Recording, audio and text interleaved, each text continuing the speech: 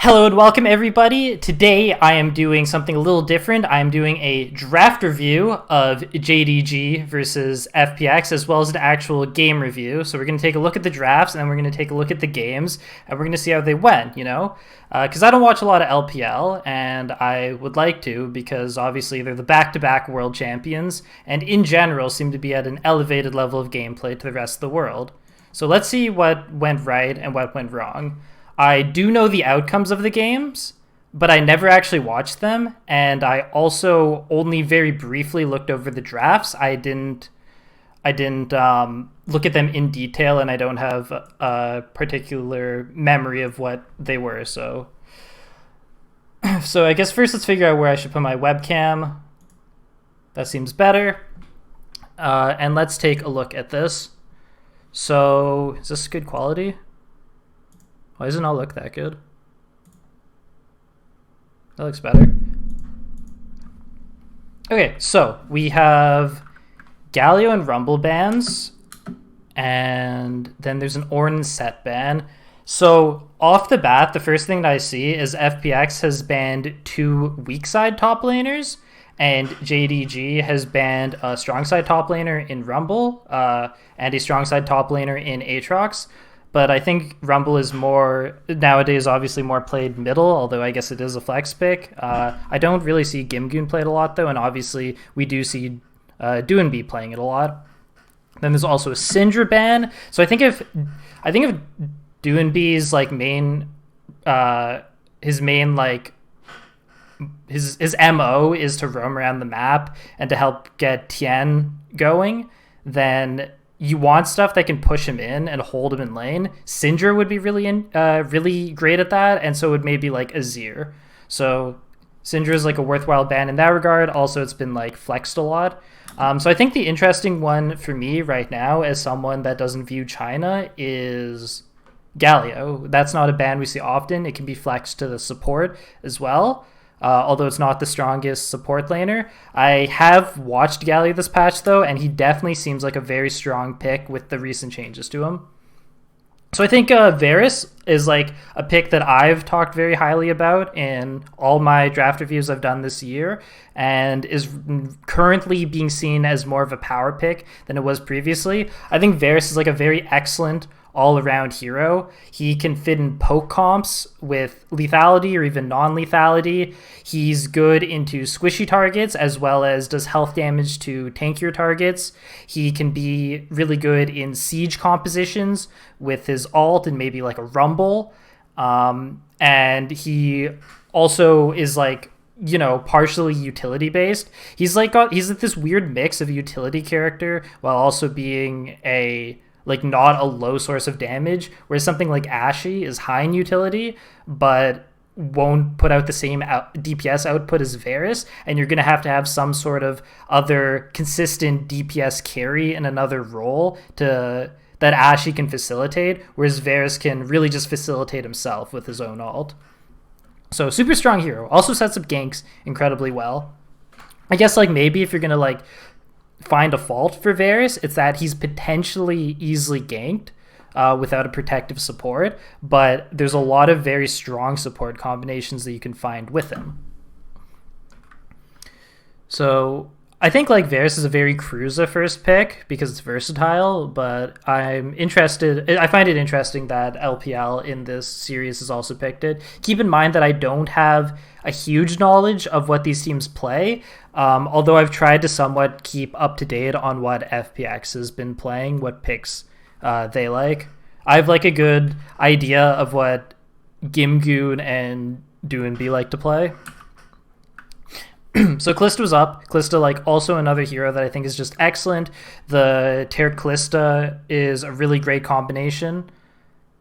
And she can be in, she's, once again, very versatile. She can be in comps where, you want the enemy to play into you, as well as she's, very good follow-up and can use her ult to initiate. So very versatile in that regard. I definitely, consider her just, a straight overpowered hero. So Mordekaiser, not popular at all in in North America or even Europe. But Mordekaiser is a pick that I personally really like and something that I've talked about on our show Grab Bag before. My main issue with the way North America plays him is that, first of all, we build incredibly incorrectly. Mordekaiser feels best when he has physical damage sources that he can mitigate by building an arm guard, which is something that we don't do in North America. We usually build the Gnasher's Tooth variety of him and just go for split pushing, which I think is much too linear of a way to play him than how he could be played, where he's like a really great peeling champion where you can deny hard engage heroes quite well. So, but I do think this is like this is a very early Mordekaiser, right? It's like good for Gimgoon because Gimgoon wants to play weak side, and Mordekaiser's a great post 6 weak side hero. And there's like he doesn't need to be ahead really to get his job done. And I just know in general Gimgoon likes him a lot, and I've paid close attention to Gimgoon's Mordekaiser builds. But if Mordekaiser has to put himself out there to make moves and isn't just working off people coming into his team, then he has a lot of issues. For example, Graves can give him a lot of issues. It's also an issue if he can't kill someone in his ult, right? There's like a good chance a hero like Graves will actually survive a Mordekaiser ult just by running in circles and kiting him. So that's like an unideal scenario for him. Thresh is easily one of my favorite picks to go with Varus. I think if you're going to blind pick Varus, one of the best things you can get with him is a Thresh, because Thresh can offer the sort of gank avoidance that maybe a Tahm Kench would, except you don't force yourself into Tahm Kench that has a very linear playstyle, whereas Thresh sets up really nicely for your jungler. And Thresh Varus together is just going to be a super strong lane. I think the only thing that's like confusing to me a little bit is, and I've always been like sort of, I have never had like a super clear line of thought when it comes to Graves' abilities as a champion. But if I was going to run Varus Thresh, I would want my jungler to be playing primarily through bot and ganking for me. And when I think of a hero doing that, I'm not really thinking Graves. Graves is better at like counter jungling and being reactive, so maybe if anything, Varus and Thresh can get the push out and rotate to help Graves, but it doesn't seem like it if Kalista's up. So I don't know how much I'm feeling that mismatch of power. Although Graves is really good this patch. Then we see a Nautilus. I don't know sorry, let me see if this actually gets locked in. Okay, so I don't know if Doinb still plays Nautilus middle, so I don't know if this is a flex pick. But Nautilus is pretty good into like melee assassins middle, so like he'd be good into like Kiana. So we see a Jace ban. That's now a strong side top laner. I would imagine that JDG wouldn't want to play a strong side top laner at this point with Varus Thresh, but it is pretty versatile. You can still play towards bot side with it. But I guess they just want to like cover stuff that Mordekaiser doesn't want to have to deal with at this point. I'm very surprised on the high priority on Mordekaiser because I think he's an excellent hero. I just don't think he's like an early pick hero. Because it's counterable, I feel. Trundle ban. Trundle would fit very well into the style of comp FPX is doing right now. So Mord is like a hero that wants people to play into him. Nautilus also wants people to play into him if possible and just peel, and then Kalista can kite. So if you want to deny FPX from playing a full reactive anti-engage comp, Trundle makes a lot of sense. But I don't know if it's necessary, but we'll see. So they also banned Blitz, which leads me to believe that Doinb does in fact still play Nautilus middle.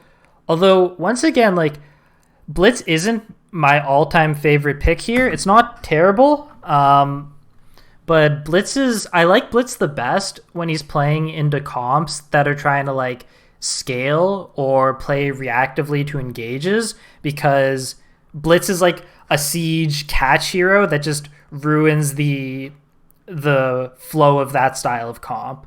I think the upsides to Blitz here is people consider Blitz a very good counter to Thresh, so it would be basically for laning. Alright, so does someone want to explain to me why FPX didn't do their second ban here in the second rotation? I feel like I'm missing some sort of knowledge, and maybe I should have the caster sound on. But that's life. So we see Lee Sin, right? There's like some debate if heroes like Lee Sin are still good.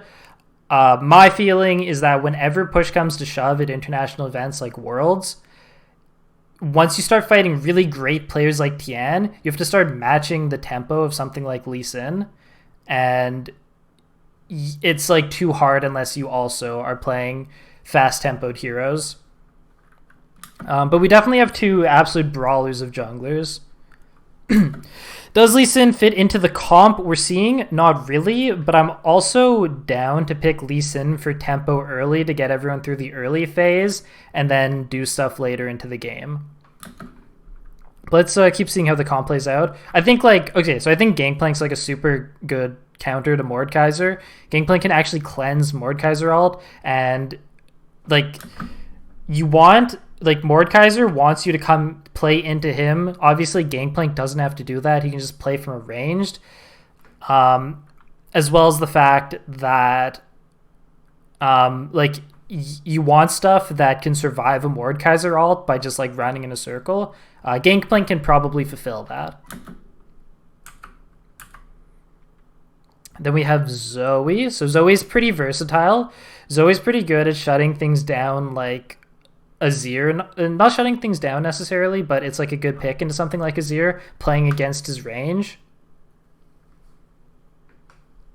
Instead, are they going to look for Corki? So if they go Corki, it's similar to SKT where they have Corki and Varus.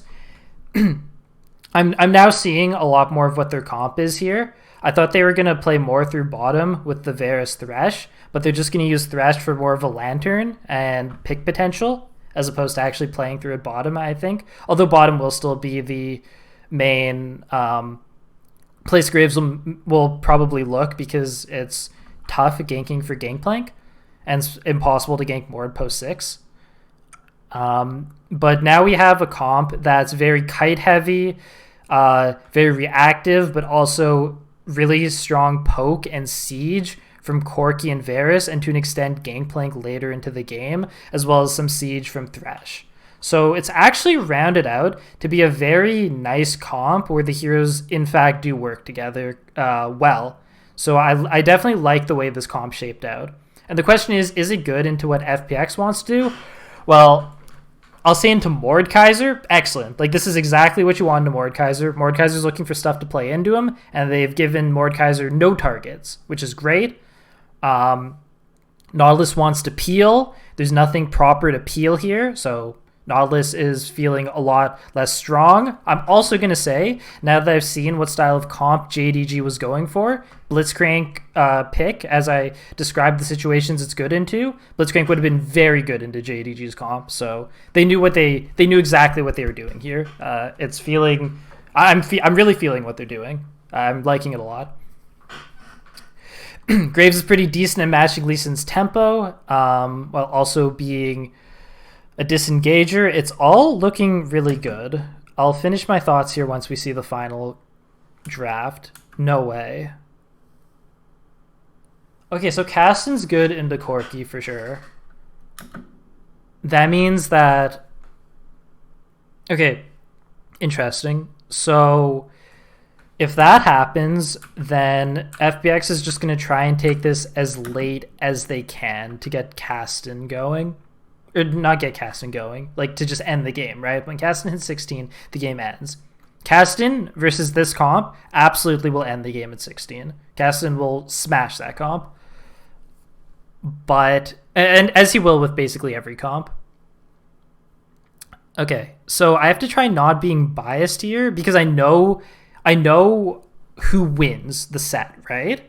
So I have to not say, like, I can't like biasly be like, I think JDG's draft is better with the knowledge that I know they're going to win this game. I like that all of JDG's heroes fit together. So to make Graves work the best, you're going to want priority lanes so he can just do his thing, get into the jungle. Like, Graves isn't a very good strict ganker, but he's good at counter ganking, reacting to enemy jungler movements, and counter jungling, as well as clearing efficiently, right? If the other jungler makes a mistake, Graves can path and clear very efficiently to take camps or get an advantage. And then like he starts just winning skirmishes with a small advantage. So does he have priority? Middle? Absolutely. They've opted for Kasten, which is going to have no prio most of the game. So that's fantastic, right? That works perfectly. Top lane, Mordekaiser can definitely get the push on Gangplank. And then bot lane, Kalista is pretty tough to deal with. Although I guess I should do more research because I'm not sure exactly how it plays out. I think I usually just assume Kalista wins this sort of matchup because they're both very strong laners. I'm gonna assume that this is Kalista favored, but sometimes Vera surprises me.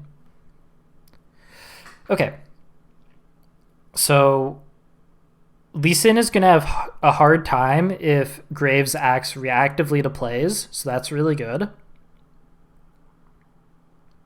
And then a lot of these heroes have nothing to peel, and they're not going to have a good way to initiate. Yeah, I believe this is a hard draft win for FPX. Or sorry, not for JDG. Sorry, this is a hard draft win for JDG. The one thing FPX is going for them is, since their comp also mostly plays reactively besides Lee Sin, is the onus is on JDG to close out before Kasten gets strong. But I think giving prio to Graves middle is like too much. It's like they're putting too much pressure on Tian to perform. Okay, let's watch the game.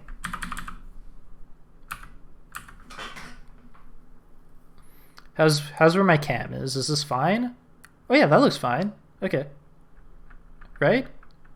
Yeah, that looks fine. I'll just leave it there, I think.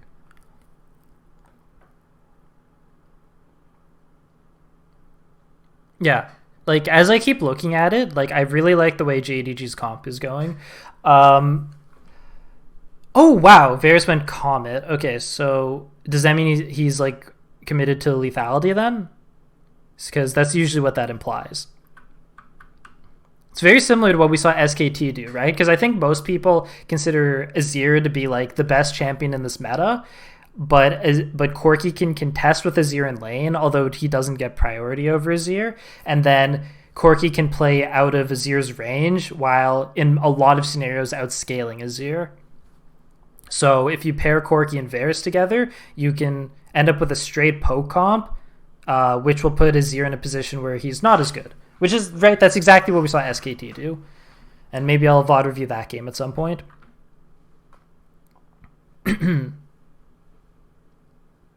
Just looking at some jungle paths. Graves' is pretty straightforward. Lee Sin is looking to full clear, I suppose. I didn't miss level 1, right? They just warded him. Yeah, okay.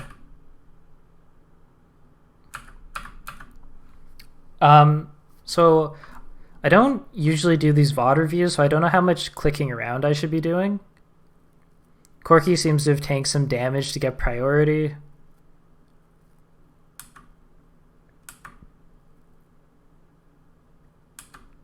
Okay. So Graves went red. Whoa. Both Corki and GP and Mana Crystal first. Yeah, so I've definitely been seeing more people go Mana Crystal on Corki early. Obviously, if you're versus Kasten, you're not going to get punished, but I've also seen it into Azir, which is obviously a lot harder to lane. I'm definitely interested in what Kanavi thought was going to happen, because he went red Wraiths Krugs, So then he had to walk all the way from Krugs to Wolves. So I'm interested. Like, I think he was trying to meet a play bottom that never happened. Like, they were playing around. They were playing around Lee Sin doing like red, blue, Gromp bottom or whatever. Because so Graves is going to win the matchup just by being in the right place. He doesn't have to gank. He just has to put the pressure of being able to counter gank. So if he's by Krugs when Lee Sin ganks bottom, then that's a win for JDG. JDG just need to make it to mid game to win by sieging and not get put far behind by Lee Sin.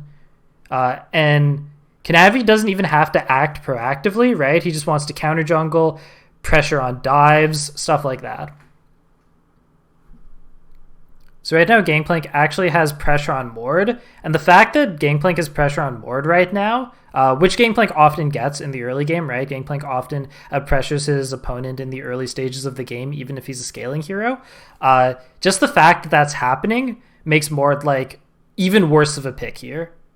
So I just want to clarify once again, I think Mord's actually a really good champion. Like, I don't think people give him enough credit. Only China plays him. But I don't think he's good to be played early because you run into these like all-ranged, disengaged, poke-sieged comps, reactive comps, and Mordekaiser just doesn't get good targets, right? Like, he's probably forced to go... He's probably forced to go like Nashor's Tooth this game and just play for split because I don't know what he's supposed to do in team fights. It seems impossible for Mordekaiser to be able to play in team fights, right? Like, you could only... How could we justify this pick? Like, we just needed a weak side champion, so it's fine as long as we pick any weak side champion and then Lee Sin just plays towards bottom. Like, maybe? I don't know. It doesn't seem good enough. I guess we'll see how the meta evolves with people playing Corki, Varus, Siege, and if people come up with decent counters to the strategy. Because, I mean, Azir, like, overall seems just like the best champion, but if there's this strategy that beats him, then obviously the meta's already evolved in that regard. Alright, so Varus is now taking his first back. Klist already backed and came back to lane. Probably sacked a little to make it happen, but it's secured them a dragon.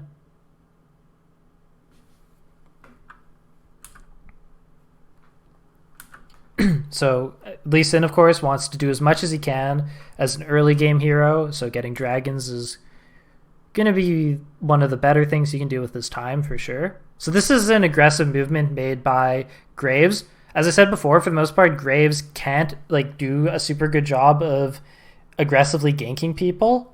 He's going to be better playing reactively or counter jungling.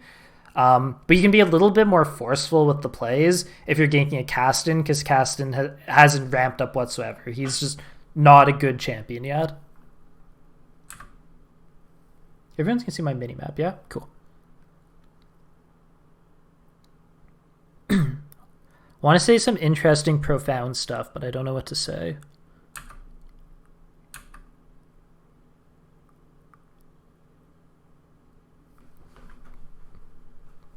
So Mordekaiser has gone for the early arm guard.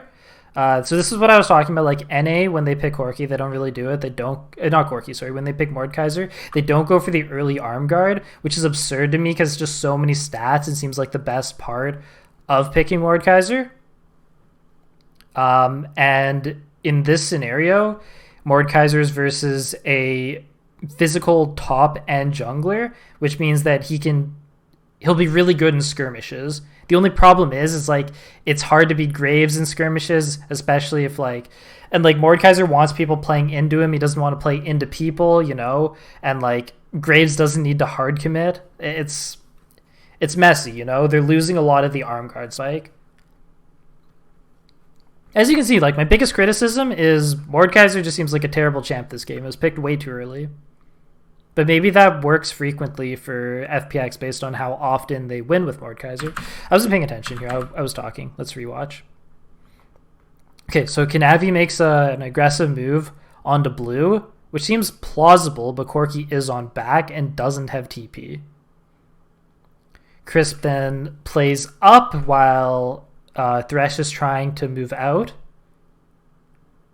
It's going okay, right? So it's unfortunate that they couldn't get Graves there. Seems like FPX really had no idea Graves was still in the vicinity, because with the faster movement and Corki being on back, it does seem like Graves should have died for that play. But here we are. I guess like I can realistically go back and break down that play more, but I don't want this video to last forever.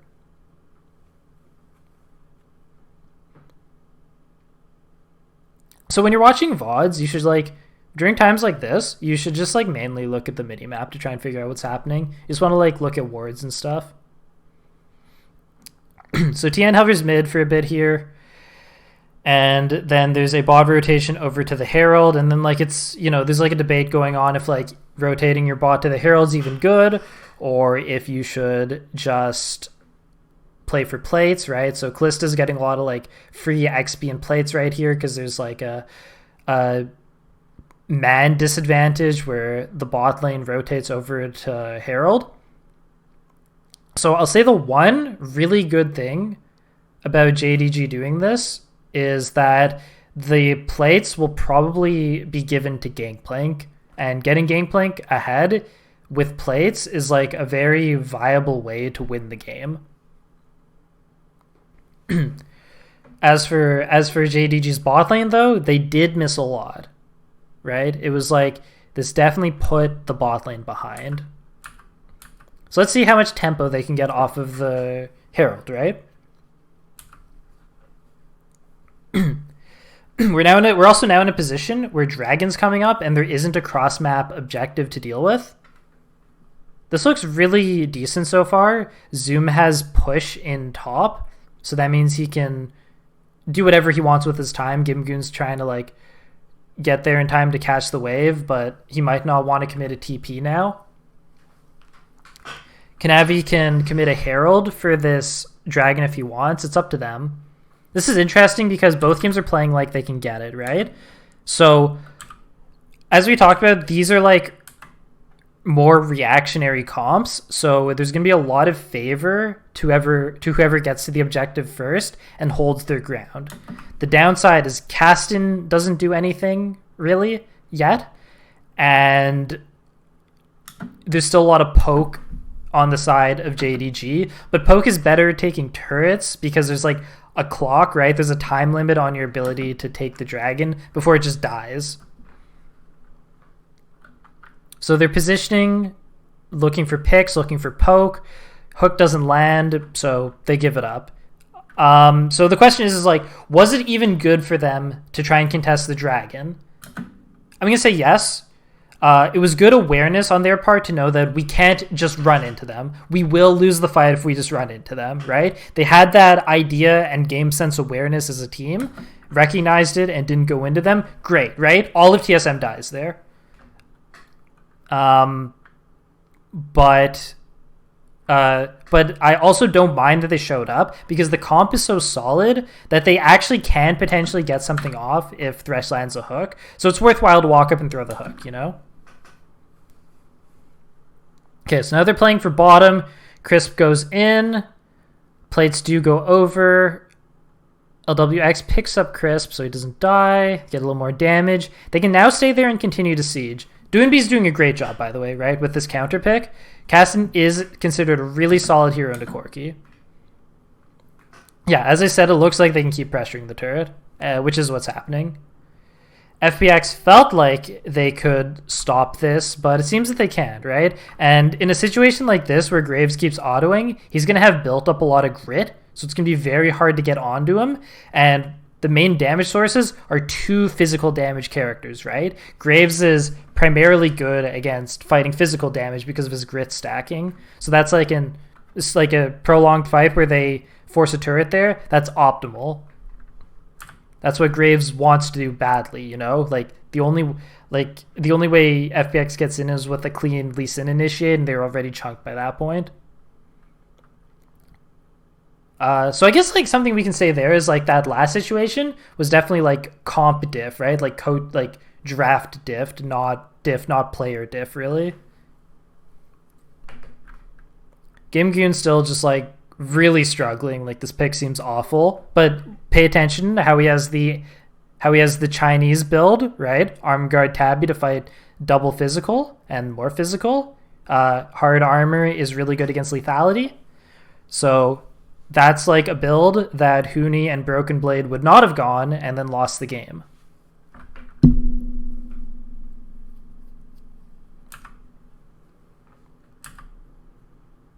Okay, so now they are setting up Doonby in the side lane because they want him to scale up, catch waves, and he's not a wave clear champion, so it's going to be better to set up your support and AD there.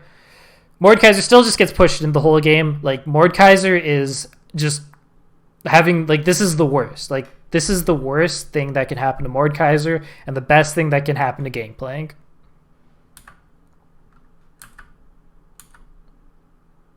And keep in mind, like, jungle pressure wasn't necessary for this top lane to happen, you know? So once again, this comp is primarily good at sieging and good at being good when it's initiated on. So taking towers like that as a group, that's what they excel at. So let's pretend... Right, like even like you can't win every draft, you know, and your players have to think, and the coaching has to give the players like ideas before the game on how they can win, even if the draft doesn't work out, you know. So the best thing that FPX can do is try and find item advantages and catch JDG before the siege gets set up, right? While not overly committing themselves, because the win condition is they make it late with Caston. The win condition absolutely is not to outpace JDG in the early game. Once Caston hits 16 and has correct items, in theory it's a free win in this game. He's just too good into this comp. Doonby is overall doing like a nice job, right? He's nullified a lot of Yagao's pressure, although it's like the new Corki build with Manamune, which also is like doing a lot of scaling. So they're really just scaling into each other. Next dragon's coming up. As I said, it's going to mainly favor whoever is already positioned. So JDG have Mordekaiser in lane already and pushing. Gangplank backed. So this is like the one time in the game where Gangplank doesn't have the push. So FPX is like, screw it. Let's go Rift Herald, right? So, for example, what would TSM often do here? They would like contest the Rift Herald. But in this sort of composition, waste of time, right? You don't want to be initiating. You don't want to be going into the other team. Neither team wants to go into each other. They want to be at the objective. They want to out-rotate and be at the objective first. So screw trying to stop the Herald. Let's just set up Dragon, which also seems like a viable win condition. Dragon set up. I think what we need to pay attention to is how's mid control. There's a good shove that comes out of JDG, and then it's caught by LWS and Crisp, who are already standing middle. Mid's basically even, doesn't give any particular advantages to one side, but both sides just take their different objectives. So now like FPX have to think about, okay, but how are we actually going to get something out of this Herald, right? It's basically a standstill middle where Varus is out wave clearing Kalista, and it's hard to get onto Varus because of Lantern and the possibility that Graves is already there. And of course, Mordekaiser is just struggling in the side lane. They do, however, here we go. So I was going to say that they're probably going to Rift Herald like bottom with Doonby set up against Corki, but they actually think a little more outside the box here, right? Like, this is important too. Like, don't be a liquid, right? Just because there's like a possible obvious play, this game, it's still very, League of Legends is still very much like a game that shows players' skill and is about reads, right? So Instead of doing the obvious, which is continuing to set up the side lane and have farm and XP funneled into Doinb, he moves towards top lane so that they can force the top turret against Gangplank. So I assume a Rift Herald comes out here. You can even see that Kanavi is like just farming and was positioned bottom, probably expected that Doinb would walk towards bottom. And of course, like Kanavi just wants to be in the proximity of pressure if possible. But there you go. That's a free turret because they didn't expect Doinb to rotate up top as opposed to stay bottom. And the repercussion of that, Corki gets the full bot lane pushed in because no one was actually there.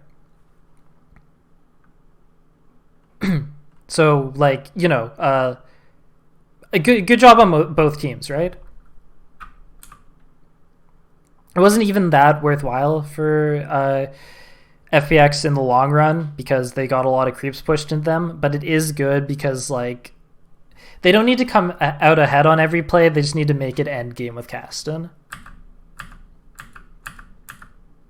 It definitely is feeling like it's going to be a JDG win at this point. It seems like very soon when Baron comes up, JDG is going to hard pressure towards the top side and end the game. But if I didn't know who was going to win, I'd say Doinb feels like he's playing a pretty good game. Like, if you see the way he's playing, like he's playing with confidence and like he's actively thinking and feeling himself, you know, I could definitely see him just taking over the game and not being shut down correctly. So this is actually pretty interesting. They now have Gangplank bottom. So I think Corki picked a package. Maybe? I don't know. Whatever. I guess they have Gangplank bottom now. Trying to figure out why, because both of them have TP up. I guess they just want Corki closer to the action, and they feel Gangplank can deal with Kasten. I just assumed that Corki would be able to clear faster and make it and rotate to the play. But maybe it's just because he's packaged, and maybe when Corki's package up, it's just a better lane assignment to have him closer to the fight. Which is totally possible, right? Like, that's like another thing that NA screws up a lot, and like, I know I keep talking about stuff TSM did wrong, but like TSM just made a lot of mistakes. Like, you can have the ideal lane assignment in your head, but you still want to change it up based on things like item spikes and who you're matching, right? So like, it's not an item spike, but in this case, Corki is package up, so maybe it's better to have Corki towards the fighting. So the pace is going pretty slow here, which is good, right? Doinb just wants to eat these waves up and have stuff not happen, and it's very tough for JDG to initiate. The main initiate is going to be Varus and Thresh, and they're going to primarily be good at sieging as well as setting up objectives. Okay, so here we go. JDG is aggressively positioning towards the dragon. Top is only a little shoved out, but Kasten does have TP.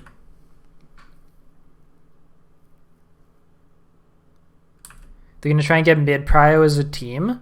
Bot still needs to be cleared out. As you can see, they just moved as a whole for mid prio, and now they're going back towards the dragon. This is really interesting. It's really interesting that they go for a pick here because Corki is actually moving away to stop Doinb's just free farm. So this is actually really interesting. The bot lane of JDG looks for a pick despite the fact that Corki is rotating top and jungle and Gangplank are both on dragon, right? They're not actually backed up, or they have to relinquish free farm to Doinb. So as you can see, that was like kind of terrible, right? That was like not a good call. But maybe they just got antsy, right?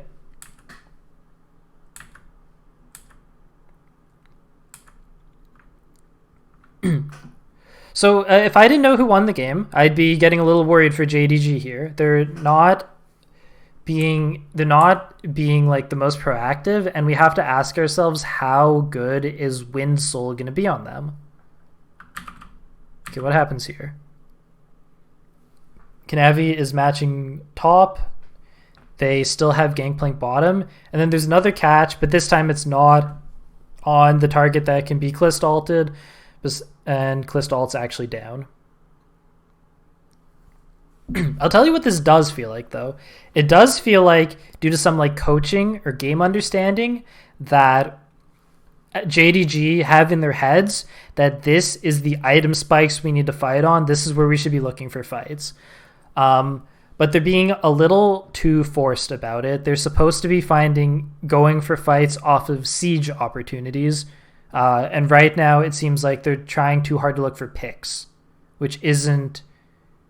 It's going to be hard versus Nautilus Kalista, especially because Kalista ult's about to come back up in a moment. FPX is actually playing this really fantastically, because I think it's a draft diff, but FPX is doing like a really good job. I'm very interested to see how this plays out. Aggressive movement. Lee Sin's pretty out of the game by this point.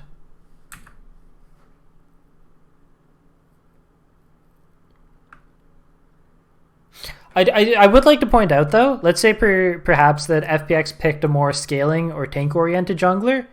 Kanavi could have walked over Lee Sin in the early game way harder. It's just food for thought, right? Before you dismiss early game junglers.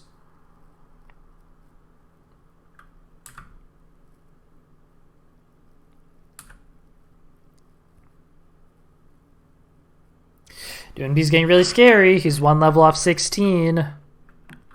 He's like a level and an item off of being a gigantic problem. But there's really good item spikes on JDG. 3 lethality items on Varus and the Manamune Triforce on Corki, as well as triple item Gangplank. Really great spikes.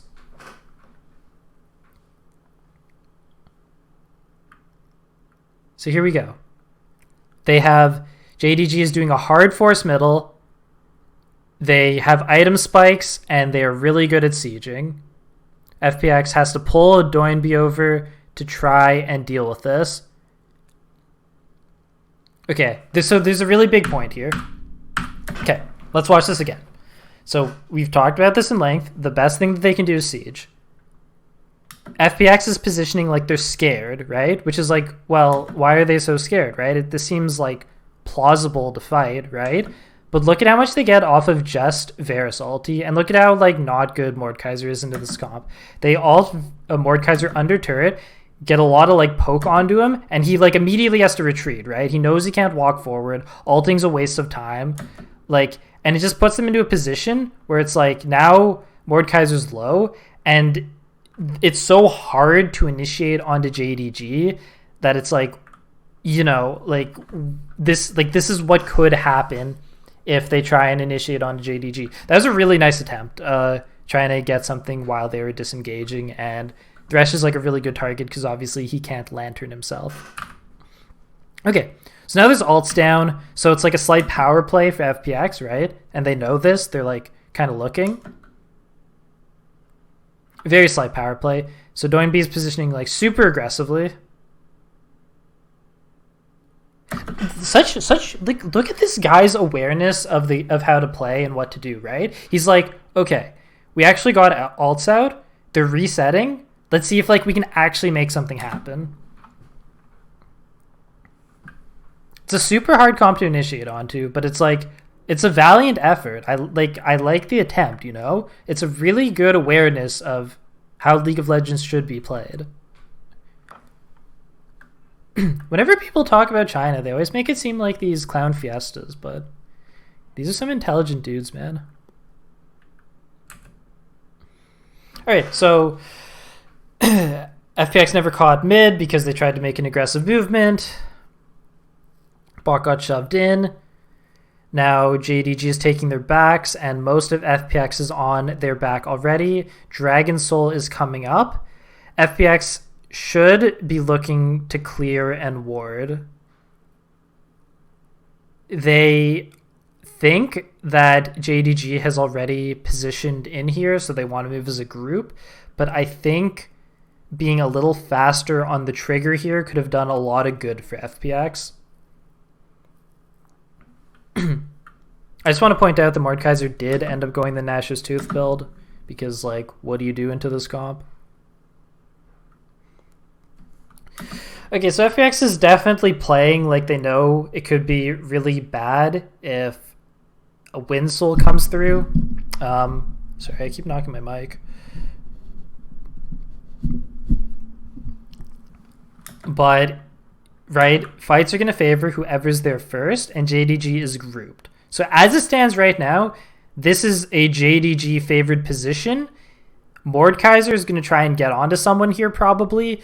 You can look at the positioning where Corki and Varus are more towards the wall, whereas Thresh is playing up into Mordekaiser but still able to pressure with hooks. It's really nice positioning, right? Right? They don't want to play towards Mordekaiser and they can't control vision of it. But Thresh wants to be able to peel him back if he tries to just walk up while still having pressure with his hooks. So Thresh can like move up to like here, right? And like these guys should still stay back here.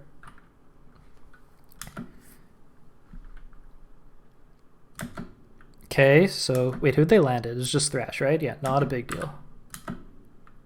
Who got it? Do they force with Klistalt? So the idea there, right, is that Rend can outsmite Smite, so they were trying to just see if they could make that work. Yeah, and it's just a disengage. So I think FPX is playing like, I think it's a draft diff, but FPX is playing pretty well. My one criticism would be they definitely could have they could have been more aggressive on vision in the Dragon Pit.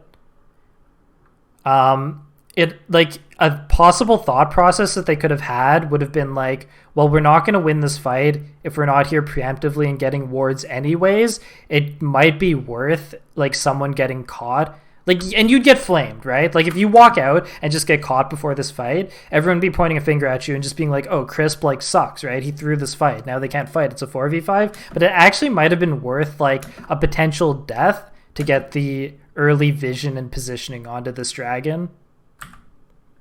I would like to argue.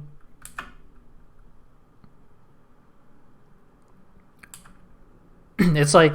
Being to these fights first is really good for these teams. And like if they're there first, like they can also call a Mordekaiser TP and just say like stand here, like just stand here, you know? That's like those are possible situations. So there's like a real piece of criticism I have for FPX in this game.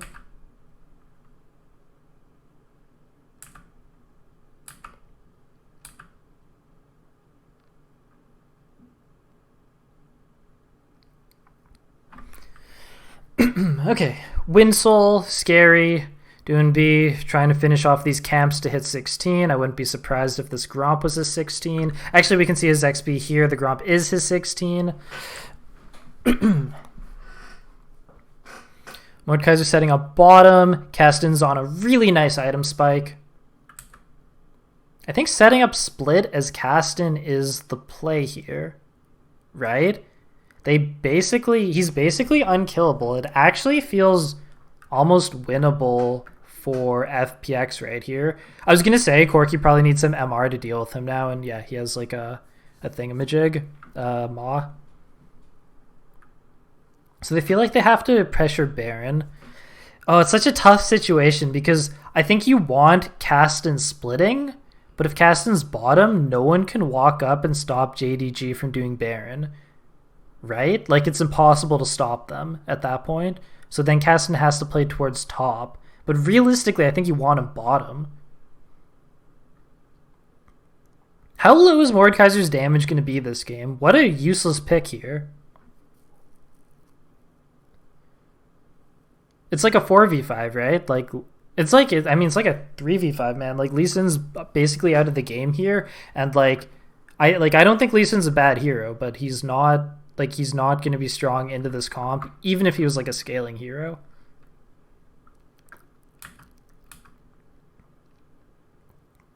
I think... So, okay, let's stop talking about FPX. I think what JDG needs to be thinking here is we can't let Caston get a split push going. This is actually a very tense scenario. We can't let Caston get a split push going. So we need to keep pressure on this Baron. We can't let him just set up side lanes for free. We need to force him to the area. And JDG seems painfully aware of what their win condition is. Nicely done.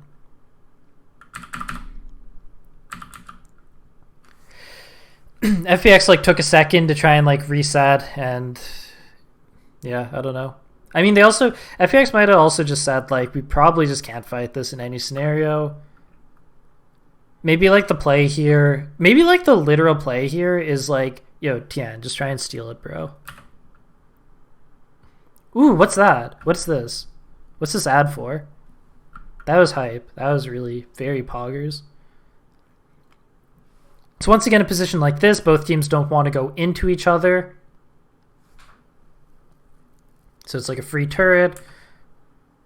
All right, so that's a full reset for JDG. So they're going to be on full item spikes. They cannot get stronger here. And now FPX is going to set up their backs after shoving out some waves. Doonby is going to set up push. He's backing for something. Seems like not a good time to back. For a blasting wand. Because he wants to hold bottom. Okay, yeah, I'll call that out as a mistake. I think Doonby's supposed to stay top there. I don't think trying to help with the fight here and going back for the blasting wand is the play. FPX's comp can take these sieges relatively slow because it's hard because there's like no initiate on JDG, right? So Doonby setting up the split in the top there, I feel was probably the correct decision. Tian can't Q onto Thresh without getting flayed. And now here's the actual soul. No, this fight's getting really interesting. I have to actually rewatch. It got more interesting than I thought it would be.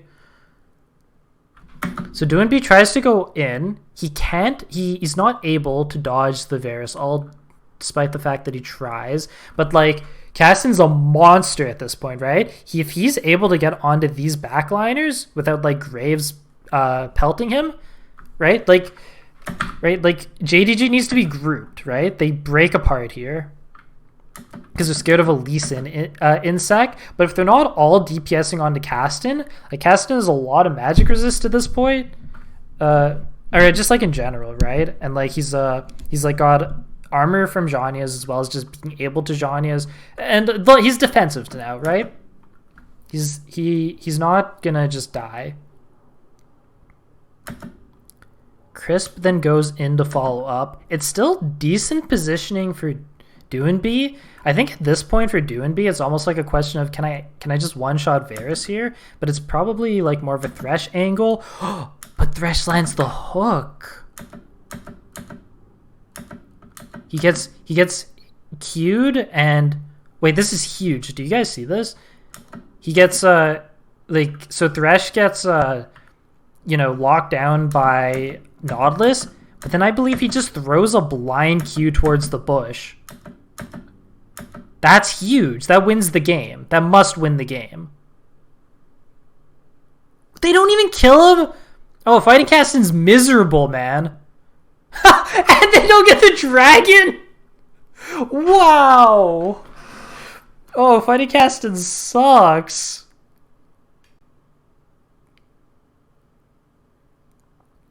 Oh my goodness. How does this happen? This is so sad.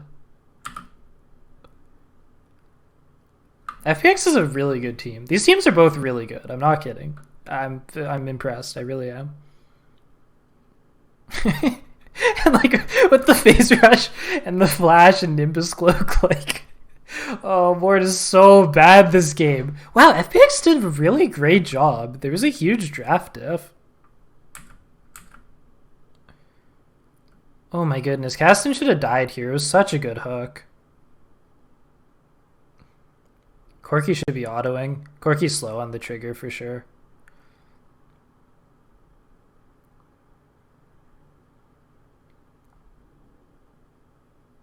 Wow, that's silly. Okay. Holy shit, that kills him. Why am I having... Isn't it... well, I'm like... My voice is like not even cracking. I don't know what's happening. I was like losing it from talking too much. It's actually insane how hyped I've been for a 2-kill game. But I never get to watch China, so this is fun for me. But maybe I'm making it boring by over analyzing a 2-kill game.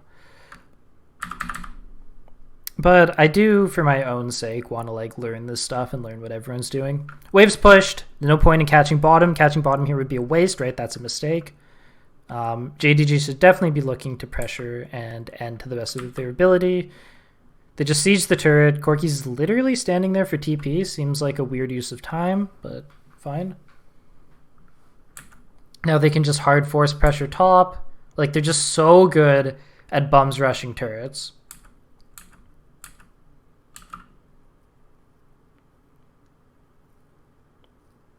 Interesting.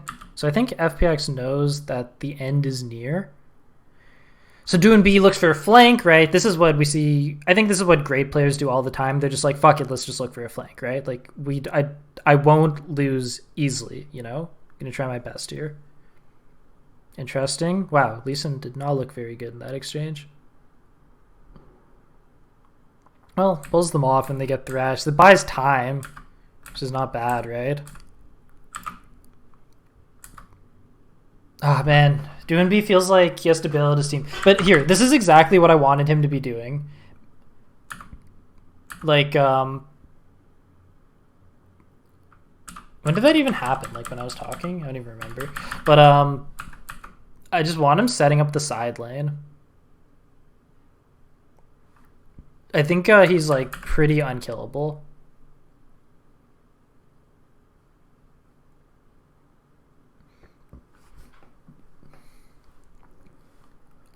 Now for the 10th time, the Wind Soul's coming up. JDG is just going to force Baron. I think I've talked in length about these games for this game for the most part. So I'm going to try skipping a little more. But here we go. So once again, we want JDG. I'm doing the stream for you, Kevin. So once again, we want JDG to be here first. We want them positioned on it first. DoNB is also aware of what he should be doing, which is looking for backline access. DoNB is checking the brush. That's really important, right? TSM probably doesn't check the brush there. DoNB does.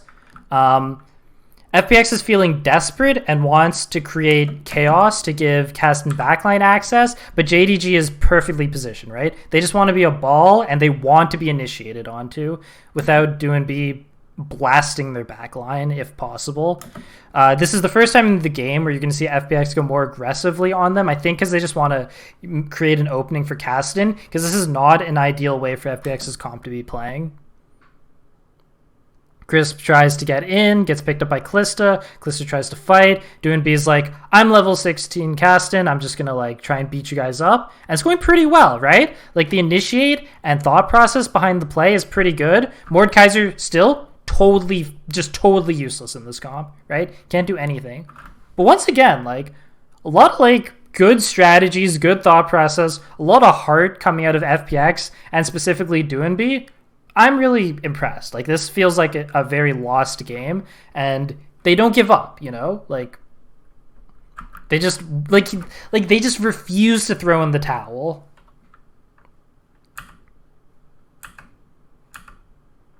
Just like actively looking for plays the whole time. I don't even know how to like deal with Kasten here. I guess the